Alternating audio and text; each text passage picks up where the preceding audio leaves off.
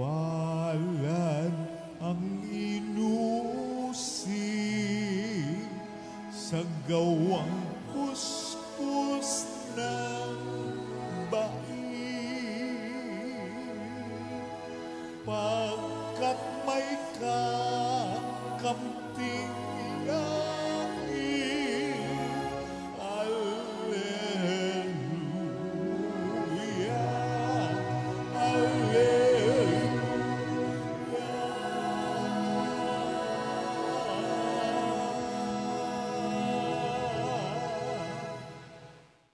Sumainyo ang Panginoon. At sumaiyo rin. Ang mabuting balita ng Panginoon ayon kay San Mateo. Papuri sa iyo, Panginoon.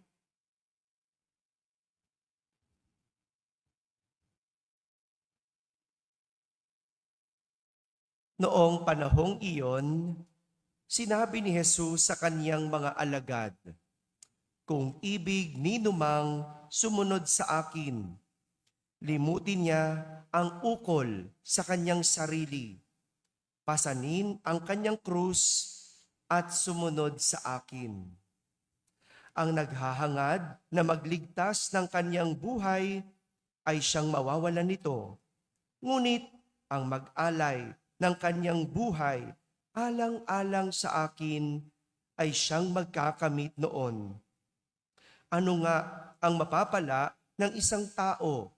Makamtan man niya ang buong daigdig kung ang katumbas naman nito ay ang kanyang buhay. Ano ang maibabayad ng tao para mabalik sa kanya ang kanyang buhay? Sapagkat darating ang anak ng tao na taglay ang dakilang kapangyarihan ng kanyang ama at kasama ang kanyang mga anghel. Sa panahong yaoy, gagantihin niya ang bawat tao ayon sa kanyang ginawa. Sinasabi ko sa inyo, may ilan sa inyo rito na hindi mamamatay hanggat di nila nakikita ang anak ng tao na pumaparito bilang hari." Mga kapatid, ang mabuting balita ng Panginoon. Pinupuri ka namin, Panginoong Jesucristo. Magsiupo po ang lahat at makinig sa humilya. Magandang umaga po sa inyong lahat. Magandang umaga sa mga nasa barangay, sa mga nasa tahanan na nagsisimba via online at sa lahat ng nasa abroad. Kasama kayo sa aming banal na pagdiriwang dito sa ating parokya. Isang tanong ng pagninilay. Tanong ng pagninilay ang ating narinig kay Jesus na ibinigay niya sa kanyang mga alagad. Sa mga alagad na nagnais sumunod sa kanya. Tanong ng pagninilay. Hindi lahat ng tanong sinasagot. Yung iba, pinagninilayan muna. Baunin mo muna sa iyong buhay. Pagnilayan, pag-isipan. Alam mo naman tayo, no? Pag tinanong, sagot agad no? Kaya hindi nag-iisip. Kaya madalas mali ang sagot. Mali ang paraan, no? Si Jesus nagbigay ng tanong, ng pagninilay sa mga alagad na nagnanais sumunod sa Kanya. Ano ang tanong? Ano ang mapapala ng isang tao? Makamtan man niya ang buong daigdig kung ang katumbas naman nito ay ang kanyang buhay. Alam ni Jesus na hindi madali ang sumunod sa Kanya. Hindi madali. Kaya nga hindi lahat ng alagad nagnanais sumunod. Tama ba? Si Judas, no? Alagad niya yon. Pero nakasunod ba kay Jesus? Hindi. Bakit? Pagdating sa pera, yan. Nakalimutan si Jesus. No, meron ba dito sa atin nun? No? Yung simba ng simba, pero pagdating sa pera, nakakalimutan si Jesus. Taas niya ang kamay, sino dito? Siyempre, ayaw nyo magtaas, di ba? Oh, may ganyan. Kaya nga, ngayon pa lang, sinasabi na ni Jesus, hindi madali ang sumunod sa akin. Kaya nga bago pa sila sumunod, anong sinasabi ni Jesus sa kanila na dapat nilang gawin? Limutin ninyo ang ukol sa inyong sarili. Pasanin ang inyong krus at sumunod sa akin. Limutin ang sarili. Pasanin ang krus at sumunod sa akin.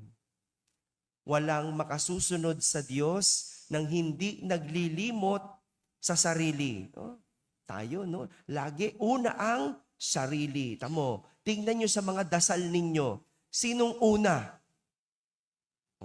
Lagi yung pansarili. Kahit ba pang pamilya yung dasal ninyo, para lagi sa inyo.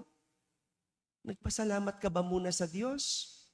Humingi ka ba muna ng paumanhin sa Diyos? Lagi sa dasal, una ang sarili. Una ang gusto.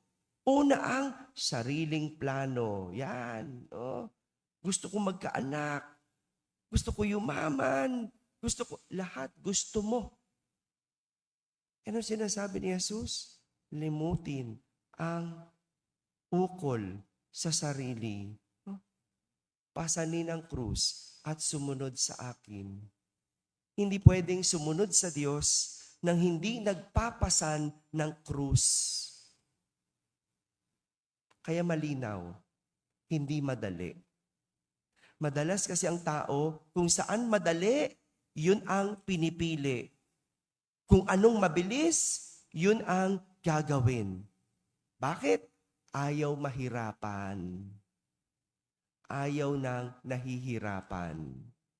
Kaya nga, may mga pagkakataon, ang tao, para mabuhay, ipinagpapalit ang gawang kabutihan sa kasamaan. Pumapanig sa kasamaan, kapalit ng buhay. Pinagpapalit ang kabutihan kahit pa makagawa ng kasamaan. Makamtan lang ang mundo. Di ba may mga ganyan? No? Yung alam ng mali, no? Papanig pa rin sa mali. Bakit? Kasi, no? Baka hindi na manalo sa susunod na eleksyon. O baka hindi na siya maging kaalyado. No? Kaya pagtatakpan, poprotektahan kahit mali. At hindi ito malayo sa mga karanasan natin bilang ordinaryong tao. No? Yung kumita ka nga, no? Pag uwi mo, ang dami mong kita. Pero nandaya ka naman. Sa mga vendor dyan, no? Uuwi, no? Ang daming kita sa araw na ito. Pero ang daming dinaya. Yumaman ka nga, pero galing naman sa nakaw. Na-promote ka nga, pero ang dami mong naapakan. Sumikat ka nga, pero marami kang siniraan. Masaya ka nga, pero mula naman sa panloloko at pagloloko. Anong mapapala ng isang tao? Makamtan man niya ang buong daigdig, kung katumbas nito ay ang kanyang buhay. Yan yung ibig sabihin nun. Kaya dapat pinagninilayan ang bawat ginagawa. Isang tanong na nagpapangaral na walang kabuluhan ang makamtan ang bagay sa mundo kung kapalit naman nito ay ang pagiging masamang tao. Yan ang gustong ituro ni Jesus. Walang halaga ang makamit ang mundo kung ikaw ay naging masamang tao. Kaya kung gusto mong kumita, magsumikap ka. Kung gusto mong yumaman, pwede naman. Paghirapan mo. Gusto mong ma-promote, dapat makuha mo ng tapat. Gusto mong sumikat, pagtiyagaan mo. Pagpasensyahan mo, mahabang pasensya. Ganyan ang tinuturo sa atin. Lumaban ng patas. Ngayong araw na ito, inaalala natin si Santo Domingo o si Saint Dominic. Si Santo Domingo, madali lang ito. Madali lang para maging santo. Sabi sa kwento, minsan sa kanyang buhay, nagbenta ng kanyang mga libro. Father naman, andali naman nun. Nagbenta ng libro para makatulong sa mga mahihirap. Bakit libro? Para sa kanya kasi importante ang libro. Matalino ito. Si Santo Domingo, isang preacher. Kaya nga, ang mga UST, piyesta nila ngayon. Ito ang kanilang patron. Di ba? Yung UST, education ang mahalaga. Para sa isang educator, mahalaga ang libro. Aanhin mo ang magarang damit kung walang karunungan. Di ba? Sa teacher, mas mahalaga ang libro, ang karunungan. Kasi yan ang kanilang puhunan. Hindi yung kung ano-anong kolorete. Yun dapat ang pinagtutuunan, yung karunungan. Kasi yun ang kanilang trabaho. Pinapakita ni Santo Domingo na kaya niyang isuko anumang yaman, kaya niyang ibigay anumang mahalaga sa kanya sa ngalan ng gawang kabutihan. Yan ang maganda na halimbawa ni Santo Domingo. Hindi niya kinamtan ng mundo. Talagang binigay niya ang lahat para sa mundo. Mga kapatid, ang pagsunod sa Diyos ay laging pagpili sa kabutihan sa gitna ng kasamaan. Kaya nga si Judas, hindi naging tunay na alagad. Sayang, pinili na siya eh. Pero anong kanyang pinili? Makamtan ng mundo. Ano yung nakamtan niya? Pera.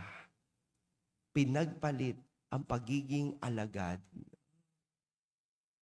Yan ang pagsunod sa Diyos. Pagpili sa kabutihan sa gitna ng kasamaan. Dahil ang buhay na gawa sa kabutihan, kahit mahirap, madalas magdadala sa kasiyahan. Pero ang buhay na gawa sa kasamaan, sa kabila ng kagaangan, magdadala sa kalungkutan at kapahamakan. Amen? Amen.